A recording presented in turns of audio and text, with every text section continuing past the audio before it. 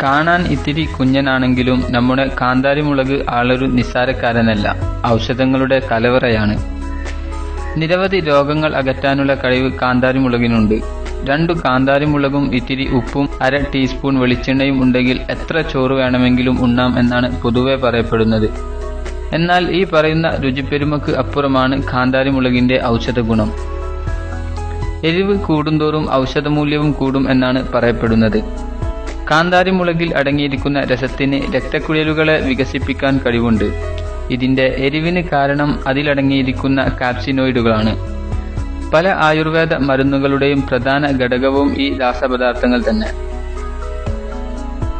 കാന്താരിമുളകിലെ ജീവകം സി ശ്വാസകോശ രോഗങ്ങളെ ചെറുക്കുകയും പ്രതിരോധശേഷി വർദ്ധിപ്പിക്കുകയും ചെയ്യും. എരിവ് കൂടുതലുള്ള ഭക്ഷണം കഴിക്കുന്നവരിൽ ഉയർന്ന പ്രതിരോധശേഷി ഉണ്ടാവും. കാന്താരിയുടെ എരിവിനെ പ്രതിരോധിക്കാൻ ശരീരം ധാരാളം ഊർജം ഉൽപ്പാദിപ്പിക്കേണ്ടി വരുമെന്നതിനാൽ ശരീരത്തിലെ കൊളസ്ട്രോളിന്റെ അളവിനെ നിയന്ത്രിക്കുന്നതിന് കാന്താരിയുടെ ഉപയോഗം പ്രയോജനപ്പെടുമെന്നാണ് വിദഗ്ധരുടെ കണ്ടെത്തൽ. രക്തക്കുഴലുകൾ കട്ടിയാവുന്നത് തടയാൻ കാന്താരി കഴിക്കുന്നതിലൂടെ സാധിക്കും. രക്തത്തെ നേർപ്പിക്കുന്ന ചില ഘടകങ്ങളും കാന്താരിയിലുണ്ട്. രക്തയോട്ടം വർദ്ധിപ്പിക്കാനുള്ള കഴിവ് എരിവിനുണ്ട്. എരിവ് കൂടുതലുള്ള ഭക്ഷണങ്ങൾ കഴിക്കുമ്പോൾ ഇത് രക്തചംക്രമണ വ്യവസ്ഥയെ ത്വരിതപ്പെടുത്തും. കാന്താരിമുളക് എല്ലാ ഔഷധങ്ങൾക്കും രാസത്വരകമായി പ്രവർത്തിക്കുന്നു. ഉമിനീർ ഉൾപ്പെടെയുള്ള സ്രവങ്ങളെ ഉദ്ദീപിപ്പിക്കുകയും അതുവഴി ദഹന പ്രക്രിയയെ സഹായിക്കുകയും ചെയ്യും. അതുപോലെ ഭാരക്കുറവിന് സഹായിക്കാനും ജലദോഷത്തിനും പരിഹാരമാണ് എരിവ്.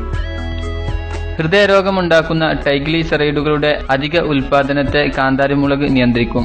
ഹൃദയ സംബന്ധമായ പ്രവർത്തനങ്ങളെ ഉദ്ദീപിപ്പിച്ച് ഹൃദയത്തെ സംരക്ഷിക്കാനും കാന്താരിക്ക് കഴിയും.